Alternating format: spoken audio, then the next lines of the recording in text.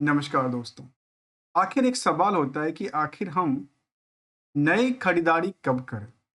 दोस्तों, मैं हमेशा कहता हूँ कि मैं किसी तरह की ट्रेडिंग से रिलेटेड इन्फॉर्मेशंस नहीं लेके आता हूँ। अब दोस्तों, मैं निवेश की बात इसलिए करने की कोशिश करूँगा क्योंकि निवेश एक ऐसा माध्यम है अपनी कैपिटल को इंक्रीज कराने का, या अपने आप की जो कैपिटल है, जो अर्न अर्न कैपिटल है, उसको ग्रोथ की तरफ ले जाने के लिए। उसमें एक वर्ड शामिल करता है जिसको कहते हैं निवेश, जो हम एक लंबे पीरियड के लिए ही सोचते हैं। यदि हम छोटे पीरियड के लिए सोचें, सुबह सुबह लिया, 1 घंटे में बेचा, शाम को बेचा, तो बेसिकली वो ट्रेडिंग पर्सपेक्टिव हो गया। उसमें निवेश का कोई मतलब नहीं बनता। निवेश ये बनता है यदि हमारी बैंक में जो एफडी पे इंटरेस्ट रेट है वो 7% 8% के आसपास देती है, जो ग्रोथ लेवल के लिए सफिशिएंट नहीं है। इसलिए निवेश करते हैं कि शायद इससे ज़्यादा हमारे पास कुछ अलग से रिटर्न क्रिएट करे। ये जो एफडी है वो एक बिल्कुल रिस्क फ्री है यदि आपने अच्छे बैंक में किया है, एक दिग्गज बैंक में किया है। लेकिन निवेश की बात करें तो निवेश हम इसलिए करते हैं क्योंकि जो एक फिक्स इनकम सोर्स है उसके मुकाबले उसका जो रेशियो है आने वाले 10 साल, 5 साल, 20 साल के बाद, वो थोड़ा सा ज़्यादा हमें फाइनेंशियल सपोर्ट प्रोवाइड करे या फाइनेंशियल फ्रीडम की तरफ ले। आखिर सवाल यह है कि आज के टाइम में क्या निवेश करना कितना रिस्की है या कितना अपॉर्चुनिटी से भरा पड़ा। दोस्तों, निवेश हम तभी करते हैं किसी संपत्ति, इसको हम लोग आमतौर पे कहते हैं कोई एसेट्स क्रिएट करना, और किसी संपत्ति से इसको कहते हैं कि हम उसको कंपैरिजन करते हैं। कोई एसेट्स तभी लेते हैं जब हमें कुछ अच्छे वैल्यूशन पे मिलता हो। अब ऐसा नहीं कि जो औनी पौनी जो चीजें थी वो भी आज के टाइम में काफी महंगा हो गया और उसको में तो लेना कोई मतलब ही नहीं बनता। तो निवेश तभी करते हैं जब ये सोचते हैं कि शायद आज हम लेंगे, और वहाँ जिस चीज के लिए हम ले रहे हैं उसका जो डिमांड है उस चीज का, वो आगे 6 महीने, 9 महीने, 12 महीने, साल भर, 2 साल, 4 साल में डिमांड इंक्रीज कर। जैसे एग्जाम्पल के तौर पे मैं लेता हूं, देखिए, जब हम कोई जमीन, जिसको हम लैंड्स बेसिकली कहते हैं, जमीन की बात करते हैं, जब भी खरीदते हैं क्या लगता है कि एक हाई रेंज में कहीं ले लेते हैं, नहीं लेते हैं, 75 बार सोचना पड़ता है कि अच्छा शायद ये लूं ना लूं। क्यों? कि वहां पे मोटा पैसा लगता है। 10 रुपए 20 रुपए का तो खेल है नहीं, शेयर तो है नहीं। लेकिन हम क्या लेते हैं, एक मोटा पैसा लगाते हैं अगले कुछ सालों के लिए। तो शायद जो हम आज प्रॉपर्टी क्रिएट कर रहे हैं वो अगले 10 सालों 20 सालों के बाद वहां धीरे धीरे करके जब डेवलपमेंट होगा तो शायद उसकी वैल्यूएशन काफी ज्यादा इंक्रीज कर, जहां पे मोटा पैसा लगता है। पर यदि हम छोटे पैसे की बात करें तो हम लोग आमतौर पे जो है स्टॉक मार्केट देखते हैं, क्योंकि वो एक दिखावटी बातें बहुत ज्यादा अट्रैक्टिव लगती है। किसी को देखेंगे जो बंगला है, गाड़ी है, तो आपकी अट्रैक्शन लगता है कि अच्छा शायद इसके पास ये है। इसीलिए जब हम लोग चार्ट देखते हैं तो चार्ट में लगता है कि शायद वाह ऐसा हो सकता था तो शायद ले सकते। लेकिन एक्चुअल में ये कहते हैं कि निवेश हम कब करें। निवेश तभी करना चाहिए जब एक उचित दाम में कोई प्रोडक्ट मिले और वो लंबे पीरियड तक स्टेबल हो, सस्टेन करने लायक हो। अब ऐसे में एग्जांपल और कुछ लेता हूं क्या। दूध जो है हमारे लिए कैल्शियम और काफी सारे चीज देती है। क्या हम स्टोर करके रख सकते हैं क्या? कितने दिन स्टोर करके रख सकते हैं? वही हम घी से, सॉरी, दूध से बनाए हुए जो घी है उसको आप 6 महीना, साल भर, 2 साल तक स्टोर करके रखें, वो खराब नहीं होता। तो आप दूध स्टोर करना चाहेंगे या घी स्टोर करना चाहेंगे? वो अपने डिपेंडेंसी। इसलिए निवेश इसको देखा जाता है कि शायद वो जो चीज थी उस चीज से आने वाले समय में कुछ बेटर रिटर्न क्रिएट कर पाए। तो क्या ये अच्छी अपॉर्चुनिटी है आज के मार्केट में? देखते दोस्तों, देखिए आज अभी मार्केट की सिचुएशन ऐसी है, जो 5 दिन मार्केट गिरेगा तो 1-2 दिन चढ़ेगा, क्योंकि ये लगातार गिरना होता नहीं है, लगातार चलना होता नहीं है, क्योंकि ये एक ट्रेंडिंग का माहौल है।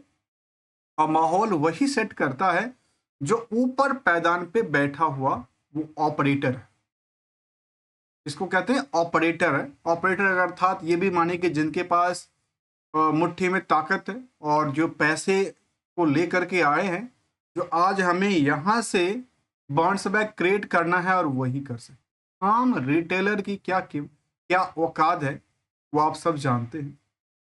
छोटी सी होल्डिंग होता है, चाहे वो बड़ी कंपनी के जिक्र करें, अब जितनी भी बड़ी कंपनी देखेंगे वहां पे जो होल्डिंग होगा आम निवेशकों के लिए, वो होल्डिंग मुट्ठी भर होल्डिंग होती है। और उस मुट्ठी भर होल्डिंग से पैसा कौन कमाता है? बड़े निवेशक। क्योंकि ये पैसा का गेम है, स्टॉक मार्केट इज ओनली पैसे का गेम है, जहां पैसे से पैसे बन जाते हैं और एक को फायदा होना है तो दूसरे को नुकसान होना ही होना। ऐसा है नहीं कि सबको फायदा ही फायदा होगा। हाँ, कुछ सिचुएशन लगातार बढ़ती रहती, जैसे ट्रेंडिंग की बात करें, जैसे हमने पिछले साल मार्केट लर्निंग को आपके सामने रखने की कोशिश किया था, स्टार्ट किया था। उस टाइम से मार्केट पिक पे थी और पिक पे चलते चलते देखा कि सितंबर तक मार्केट पिक पे थी और इसके बाद प्रॉफिट बुकिंग चालू होती है। और प्रॉफिट बुकिंग के बाद मार्केट की रेस में सभी के सभी जिन लोगों ने जहां भी सितंबर के बाद लिया होगा, सब कुछ एक्सपेक्टेशन से लिया होगा शायद कुछ और बढ़ेगा, उनको मायूसी सी हाथ लगी होगी। तो निवेश के लिए एक तो वैल्यूशन सबसे पहले मायने रखता है, आपको उचित वैल्यू पर मिल रहा है कि नहीं मिल रहा। जो जो प्रॉपर्टी है, मैं प्रॉपर्टी की बात इसलिए कर रहा हूं जो, क्योंकि शेयर को हम लोग कहते हैं एसेट्स के तौर पे रखते हैं। और यदि जो स्टॉक मार्केट की शेयर है और वो एसेट्स ना बने तो फिर फायदा क्या? तो इसके लिए सबसे पहले वैल्यूशंस क्या है, वैल्यूशन के साथ साथ क्या जिस कंपनी में हम शेयर, जिस कंपनी का शेयर हम ले रहे हैं, क्या उनका बिजनेस ग्रोथ आने वाले साल 2 साल 5 साल में क्या बेटर कर सकता है, या ऐसी बात तो नहीं है कि आज 2-4 दिन तो करेगा लेकिन महीने दिन के बाद पिट जाएगा। तो ऐसी बिजनेस को चुनना जरूरी है जिस स्टॉक में आप पैसा लगा रहे हैं, तो फंडामेंटल बेटर होना चाहिए। एक तो पहले वैल्यूशन ठीक ठाक मिले, दूसरा उसका बेस अच्छा मिले। जब बेस अच्छा मिलेगा, वैल्यूशन अच्छी मिलेगी, तो वो आगे चल करके स्टेबल भी रहेगा और वैल्यूशन भी क्रिएट कर। अदरवाइज यदि हमने औने पौने वाले चीजों को एक हाई वैल्यूशन पे ले लिया तो शायद उसको आने वाले समय में कोई लेगा कि नहीं लेगा पता नहीं। अभी तो मार्केट में जिन लोगों ने डिप के सिचुएशन में लिया, उन लोगों ने बाद में जाकर के मल्टी बैगर बन जाते। अब सवाल एक और आता है, क्या हम अभी के सिचुएशन में डायरेक्ट इन्वेस्टमेंट करें या किसी के थ्रू चलें? देखिए, डायरेक्ट भी करना चाहिए, इनडायरेक्ट भी करना चाहिए। दोनों के अलग अलग कुछ फायदे हैं, कुछ नुकसान है। फायदे क्या है, नुकसान क्या है? फायदे हैं, आपको जब मन करे तब आप उसको तोड़ सकते हैं। आपको जब लगता है कि प्रॉफिट ज्यादा है, आप प्रॉफिट को वो कर सकते हैं। जब लगता है कि नुकसान ज्यादा है, आप नुकसान को सेटअप कर सकते हैं।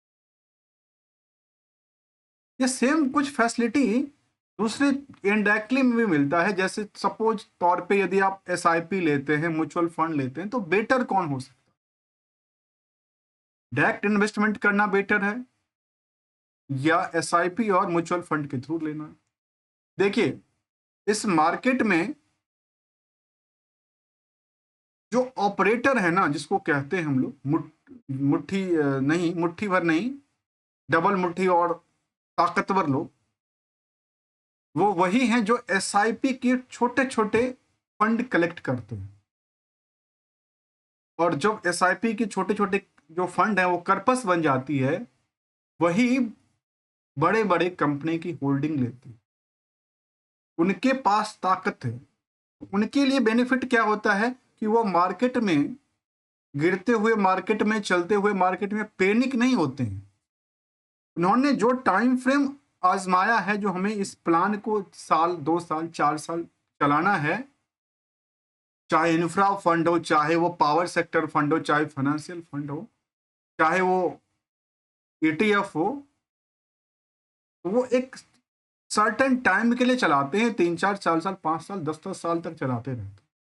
जैसे एग्जाम्पल तौर पे जब हम एलआईसी जैसे कंपनी की जिक्र करते हैं, तो ये क्या करती है, ये जो इंश्योरेंस का पैसा है, जो अलग अलग चीज से फंड रेज करके लेके आती है, वो वहां लगाता है और लंबे पीरियड तक लगाता है। और जब कभी क्या आपको, जो आपको पहले कहा था, क्या उतना पैसा नहीं देता? क्या देता है ना। वो एक टाइम लिमिट लेके चलता है, और हम लोग क्या कहते हैं, एक डायरेक्टली में एक वो बेनिफिट मिलता है कि आप जब चाहो तब इसको ब्रेक कर दो। हाँ, प्रॉफिट का पार्ट हो सकता है कि कंपैरिजन टू कुछ कम और ज्यादा हो सकता है, लेकिन वो एक बिग बुल है, और ये बिग बुल घबराते नहीं है, मार्केट से घबराते नहीं है, मार्केट में पोजिशन क्रिएट करते। जैसे अभी की डेटा आप देखेंगे रिसेंटली के कुछ दिनों का, लगातार जब एफआईआई ने लगातार बिकवाली किया और डीआईआई ने लगातार खरीदारी किया, तो क्यों किया? आम निवेशक पैनिक हुए, एक तरफ से बेचने वाला, एक तरफ से जो मुट्ठी भर पैसे नहीं लेकर के, जो बकट के बकट पैसा लेके बैठा है, कर्पस फंड, वो लगा रहा है फंड, और उसको घबराने की बात नहीं है, वो घबराता नहीं है। आम जो निवेशक हैं वो पैनिक हो जाते हैं और अपनी एसएल के साथ निकल भी जाते हैं, लेकिन उनके लिए वो उतनी जल्दी रिस्क को कवर जो है, उतना जल्दी रिस्क तोड़ते नहीं है, वो रिस्क को रखे रहते हैं और उसको रिस्क को मिनिमाइज करके चलते हैं कि किसी का नुकसान न हो। एक छोटा सा पहलू था कि आज के टाइम में मार्केट में इंटर करना चाहिए, निवेश करना चाहिए कि नहीं करना चाहिए। तो ऑब्वियसली सी बात है, जब मार्केट आपके बॉटम पे हो, अब देखिए साल भर के सबसे निचले पायदान पे मार्केट दोबारा आई है। ऐसा नहीं कि एक साल से लगातार मार्केट गिरती जा रही है, एक साल में मार्केट ने रेस बनाई, रेस के साथ साथ धीरे धीरे धीरे उस रेंज में आकर के स्थिरता कायम करती। तो स्थिरता कायम करने के बाद दोबारा मार्केट चलेगी, क्योंकि ऐसा है तो नहीं कि जीरो हो जाएगा। तो ये कुछ पॉइंट के साथ हमने समझने की कोशिश किया आज इस मार्केट अपडेट को लेकर के, जो क्या मार्केट में पॉसिबिलिटी है, जो इसको अब इसमें एंट्री किया जा सकता है या निवेश के तौर पे इसको देखा जा सकता है या नहीं। मिलेंगे कुछ नई पॉइंट के साथ, तब तक के लिए थैंक्स फॉर द ज्वाइनिंग।